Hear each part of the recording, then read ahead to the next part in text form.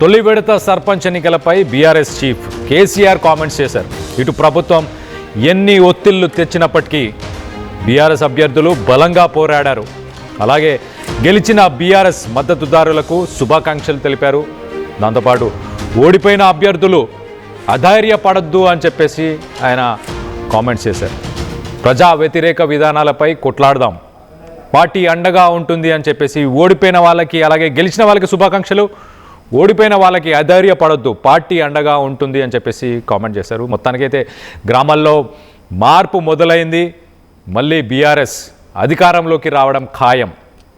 తెలంగాణ పల్లెలకు మళ్ళీ మంచి రోజులు వస్తాయని చెప్పేసి సెన్సేషనల్ కామెంట్స్ చేశారు. ఇటు బీఆర్ఎస్ ఖచ్చితంగా నెక్స్ట్ గవర్నమెంట్ ఫామ్ చేయబోతుంది. అలాగే మొదటి విడతలో టఫ్ ఫైట్ ఇచ్చారు. ఇప్పుడున్న